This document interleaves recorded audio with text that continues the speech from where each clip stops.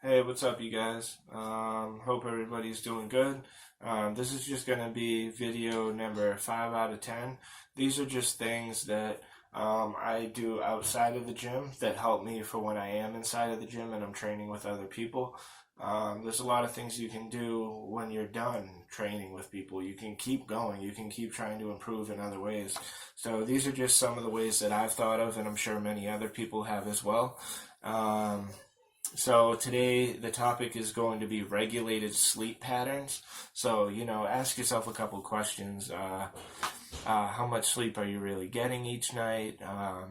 The sleep that you're getting each night, is it pretty much equal each night, or one night do you get 3 hours, then 9, then none again, then 14, then you know what I mean? So you have to ask yourself that, because that can really have a hindrance on your performance, or it could be the motivating factor that keeps you healthy and level-headed, both physically and mentally, and allows you to succeed in there.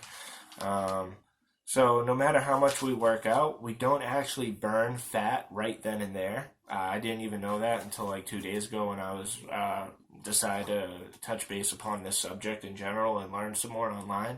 So in fact, most of our fat loss, even through daily exercise and stuff, a lot of our fat loss actually occurs in our sleep. So it's a nice little interesting tidbit of information or whatever. So anyways, sleep helps to regulate our overall health, our energy levels, and our muscle recovery. Suggestions, if you're wondering, do you have any suggestions for increased sleep, or how to get good sleep on a regular basis? Maybe you're somebody who struggles with insomnia. I did in the past, so I have no problem speaking on something like this. I'd say first, there should be 3 different steps that you would take or have to take if the first 1 or 2 don't work. So step 1, I would say try increasing physical activity as well as utilizing consistent brain functions. And what I simply mean by that is stay active both physically and mentally. You don't want to just be working some manual labor job, and then a lot of times when you're doing that, your brain just goes into lamp mode and it goes off. Challenge yourself mentally too. Or if you're just mentally, say you're somebody who's cramming the books in college and stuff like that, make sure you get a little physical activity in too. Whatever the primary one you do on the regular basis, that's great. And then the other one, at least make sure you're getting 30 to 90 minutes of whatever the other one is a day. Just something to keep you structured and keep you going.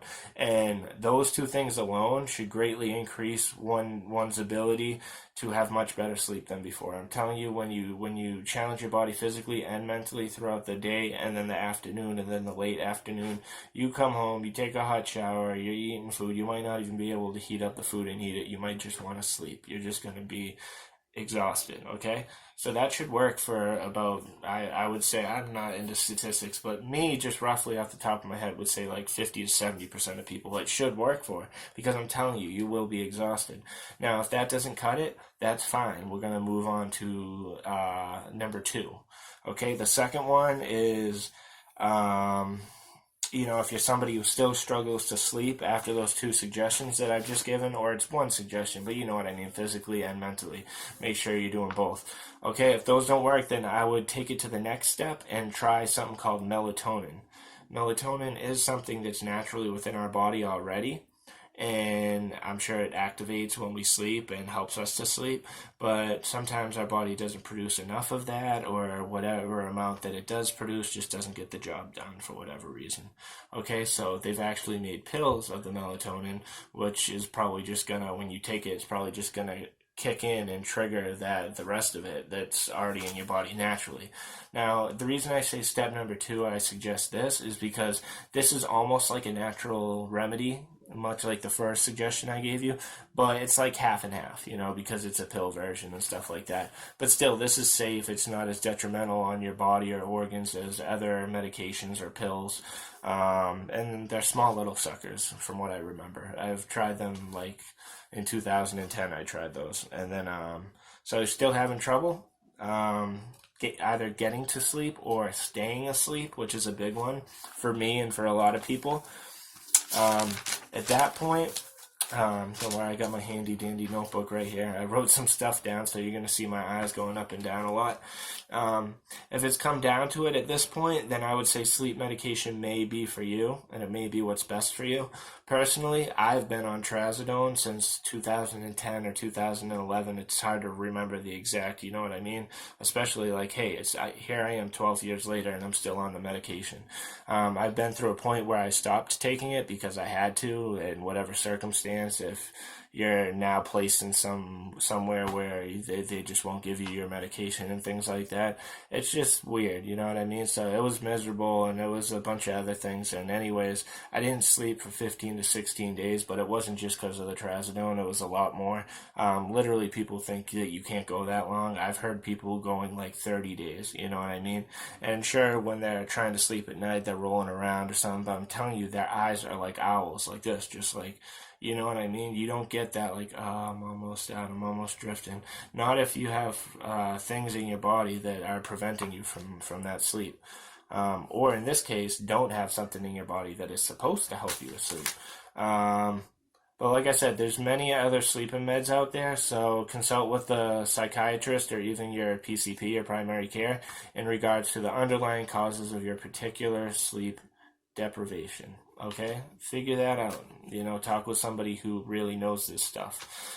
Hopefully you find a medication that works fairly quick for you, you know. This way you don't have to play the experiment game with various medications until you find the right one. That would be great, you know what I mean? So that's why it's important to talk to your doctor, tell him the symptoms or the struggles you're having, because he might be able to pinpoint the correct medication for you. That would be great, right?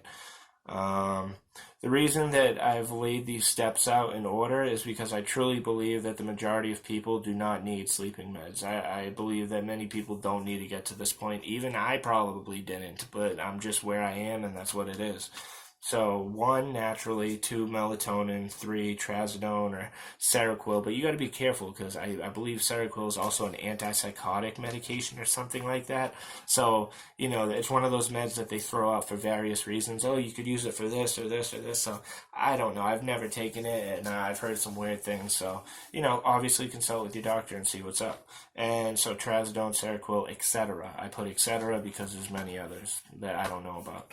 But, you know, and let's tie this in real quick, right? Benefits of sleep for martial arts. An athlete has an 80% chance of injury if they get less than 6 hours of sleep per night.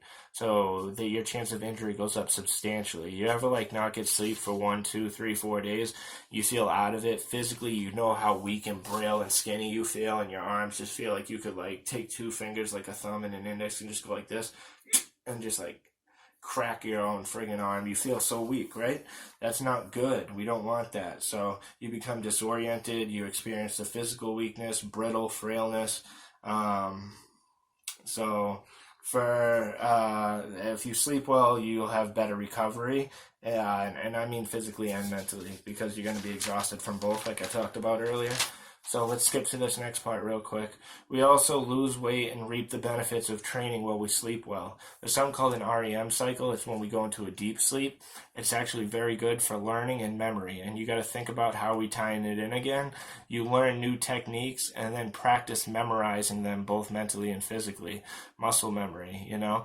And when you're in REM sleep, it's when the things that you learned that very day get processed and stored in your long-term memory.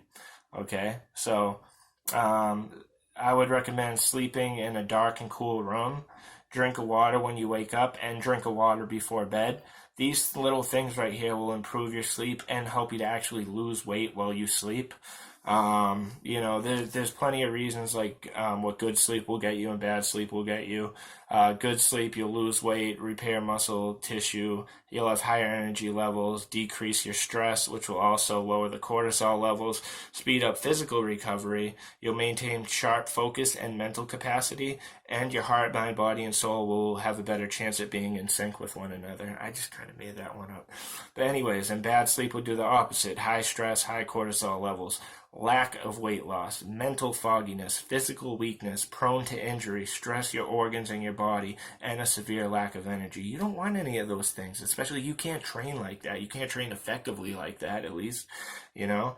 God bless you. So, but people will think, oh, I don't want to sleep that long. 8 hours of sleep every night, that's 8, 16, 24. That's a third of the night of the day every day. That's a third of my life gone from sleep. Or even 12 hours. That's half of my life gone from sleep. But I'll ask you this, and I'll leave you with this, does that, when that,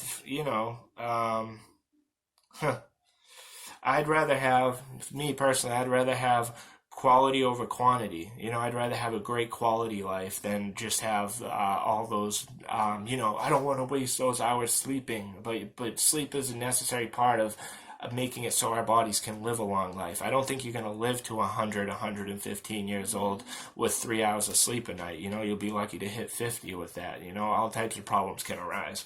But that's about it. I don't want this video to cut off because I hate having to splice the two together.